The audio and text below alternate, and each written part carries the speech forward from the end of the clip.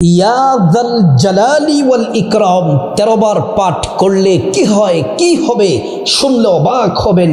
ইয়া যাল জালালি ওয়াল ইকরাম এটা পৃথিবীর সর্বশ্রেষ্ঠ দোয়া, আল্লাহ পাকের শ্রেষ্ঠ নাম, যে নামটি সূরা আর রহমানের সর্বশেষ আয়াতের মধ্যে আছে।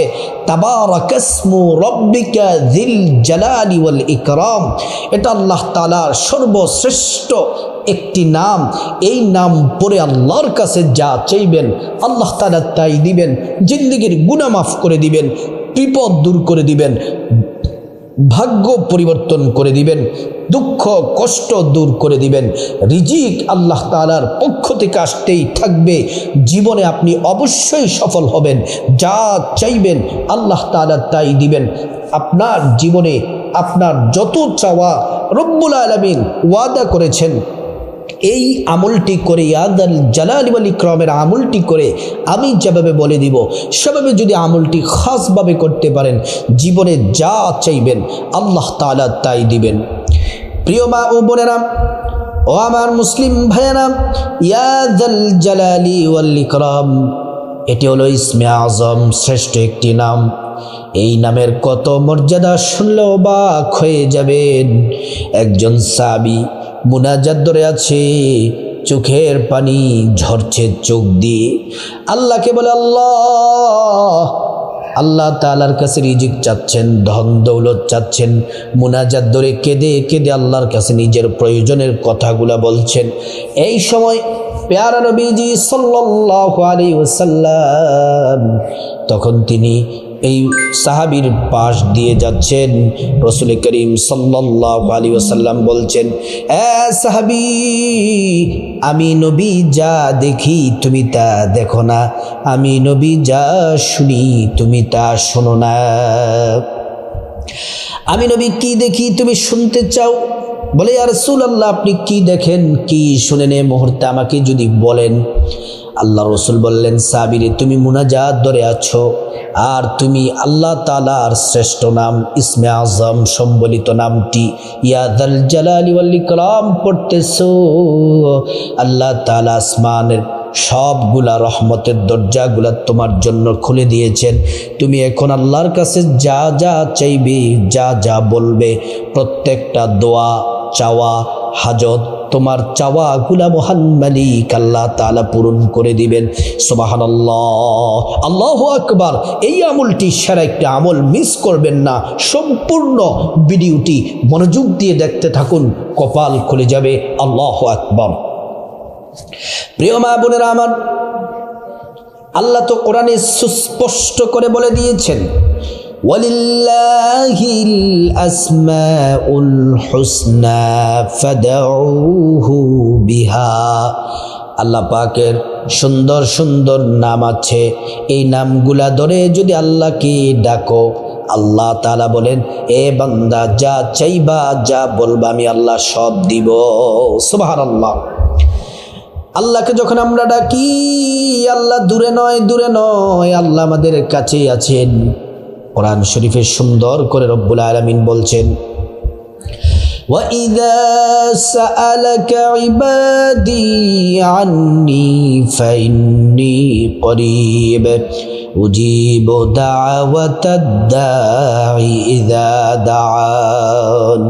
আল্লাহ পাক বলছেন, মুহাম্মদ সাল্লাল্লাহু আলাইহি ওয়াসাল্লাম, আমার বান্দারা যদি আপনাকে জিজ্ঞেস করে আমি আল্লাহ সম্পর্কে, আপনি বলে দেন, ইন্নী করিব, আমি আল্লাহ অতি নিকটে আছি। আমি আল্লাহর কাছে যা চাইবে আমি আল্লাহ তাআলা তাই দিব। সুবহানাল্লাহ, আল্লাহু আকবার। প্রিয় মা বোনেরা আমার, মুসলিম ভাইয়েরা, আল্লাহ তাআলা তো কোরআনের মধ্যে আরেক জায়গায় কি বলেছেন শুনলে অবাক হবেন। ওয়ালাউ আন্না আহলাল কুরা আমানু ওয়াত্তাকাউ লাফাতাহনা আলাইহিম বারাকাতিম মিনাস সামাই ওয়াল আরদ।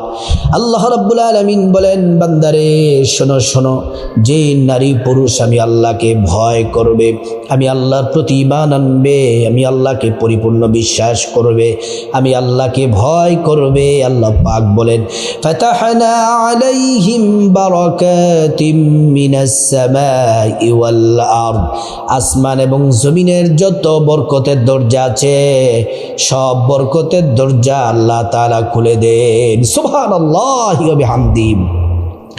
ইয়া যাল জালালি ওয়াল ইকরাম, এটা আল্লাহ পাকের শ্রেষ্ঠ একটি নাম। কিতাবের মধ্যে পাওয়া যায় আল্লাহ রাব্বুল আলামিনের 3000 নাম আছে, এর মধ্যে 1000 নাম আরশ আজিমের মধ্যে লেখা আছে, আর 1000 নাম ফেরেশতাদেরকে দিলেন, ফেরেশতারাই নামের জিকির করে। আর 1000 নামের মধ্যে 300 নাম তাওরাতে দিলেন, 300 নাম জাবুরে দিলেন, 300 নাম ইনজিলে দিলেন, বাকি রইল 100 নাম। একটি নাম আল্লাহ পাকের কাছে খাসভাবে রেখে দিলেন, বাকি 99টি নাম আল্লাহ রাব্বুল আলামিন আল্লাহর পেয়ারা হাবিব সাল্লাল্লাহু আলাইহি ওয়াসাল্লামকে দিলেন। নবীজির মাধ্যমে আমরা পেয়ে গেলাম। আল্লাহু আকবার।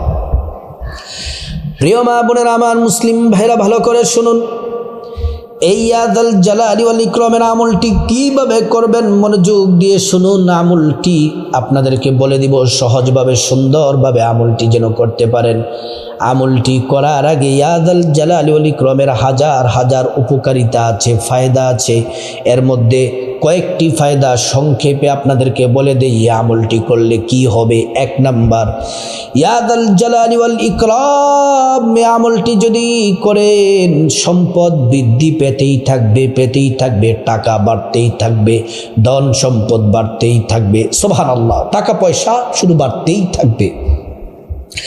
2 নাম্বার, সফলতা আল্লাহ তাআলা দান করবেন, আপনি হবেন সফল ব্যক্তি। যে কাজ করবেন সেটার মধ্যে সফলতা যিনি দিবেন তিনি হলেন আল্লাহ। 3 নাম্বার হলো সম্মান মর্যাদা বেড়ে যাবে, পরিবারের সবাই সম্মান করবে, সমাজের যেই জায়গায় আপনি যে জায়গার মধ্যে আপনি যাবেন সেই জায়গায় সম্মানিত হবেন। 4 নাম্বার হলো যারা অসুস্থ আছেন, ক্যান্সার, ডায়াবেটিস, হার্টের সমস্যা, কিডনিতে সমস্যা, ফুসফুসের সমস্যা, যত অসুস্থতা আছে, মা বোনেরা যত শারীরিক সমস্যা আছে, আল্লাহ রাব্বুল আলামিন পরিপূর্ণ সুস্থতা দান করবেন। 5 নাম্বার হলো আল্লাহ তাআলা আপনাকে সঠিক পথে পরিচালিত করবেন। ভুল পথে আপনি যখন যাবেন আল্লাহ সেখান থেকে গায়বীভাবে আল্লাহ তাআলা সেখান থেকে ফিরিয়ে সঠিক পথে আপনাকে পরিচালিত করবেন।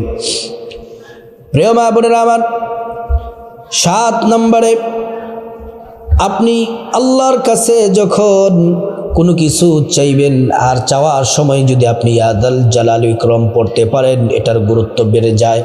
আল্লাহ তাআলা গুরুত্ব দিয়ে আপনার চাওয়াগুলা পূরণ করে দেন। এটা হচ্ছে ইসমে আজম।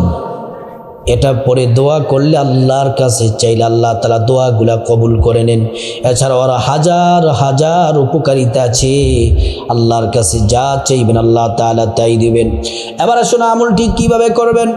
আমলটি করার জন্য দিনে রাতে যে কোনো সময় করতে পারবেন। আমলটি করার জন্য সর্বপ্রথম আপনাকে সুন্দর করে ওযু করা লাগবে। ওযুটা করতে হবে নবীর তরিকা মতো। ওযু করা শুরুতে পড়ে নেবেন বিসমিল্লাহির রহমানির রহিম। ওযুটা সুন্দর করে করবেন।